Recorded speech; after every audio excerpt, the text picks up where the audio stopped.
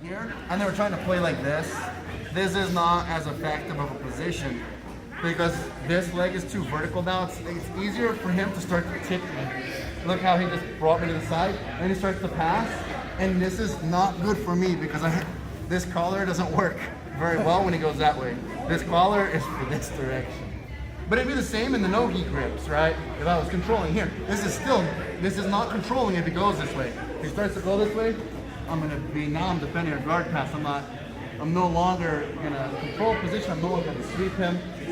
So like, I don't want to be flat on my back. And as we talked about yesterday, when I'm flat, I can't move. Like a lot of surface area. My hips are not going to be real mobile because my hips don't really bend to the side. My back does, but your back only flexes so far. But when I'm on my side, like my feet and my hips can help me because you bend really well forward and backwards. So I can move my hips out, I can move towards him. Look at all that movement I have. I can make some very little surface areas on the mat. Like I'm posting mainly on my shoulder, a very small amount. Compared to this, my whole back is on the floor and I'm not as mobile. So don't forget, like in general, when you play guard, you are going to be on your side a lot, pretty far. When you escape side mount, you're going to be on your side. When you escape mount, we're trying to get to our side. Like when we do our elbow knee escape, our shrimp escapes, like all of them are on our side. So it's very important that you learn to kind of get into this fetal position. Like, it really is just like a fetal position that I'm fighting from. All right.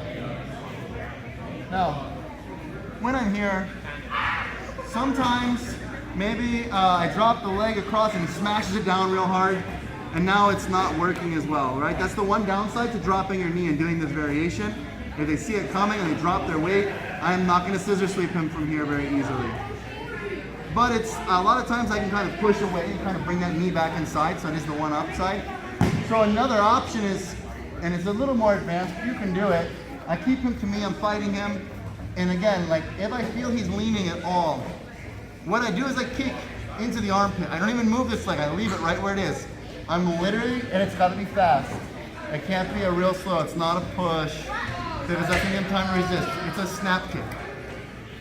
Just a quick kick.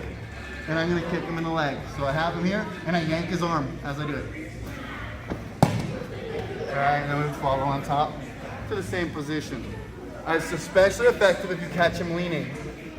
Okay? Sometimes people get frustrated. Maybe he drops to his elbow or he's trying to, right? Here, I wouldn't because he's too square. But if he starts to lean, like sometimes people get leaning, or sometimes I'm pulling him and I can get him to start leaning. Like maybe I can start to stretch him. Here, this is no good for him. You can see how far he is. I don't have to move my knee because his base is so bad. So just something to keep in mind. We don't always have to drop that knee across. Okay?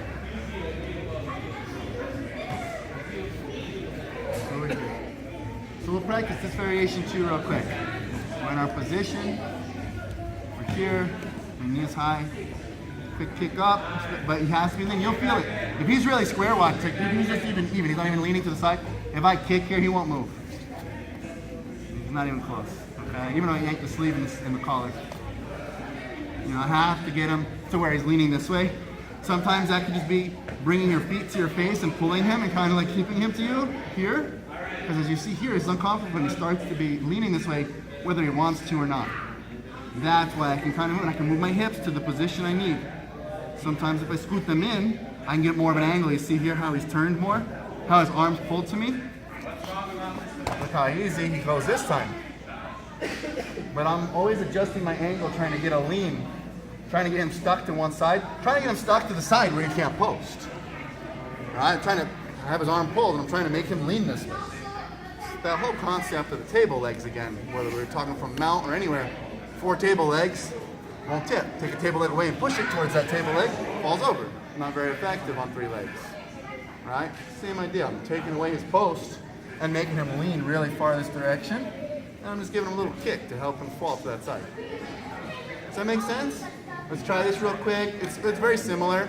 It's actually less movement, but it's a little harder to get them to lean. You have to learn how to move your hips and really get them to the side.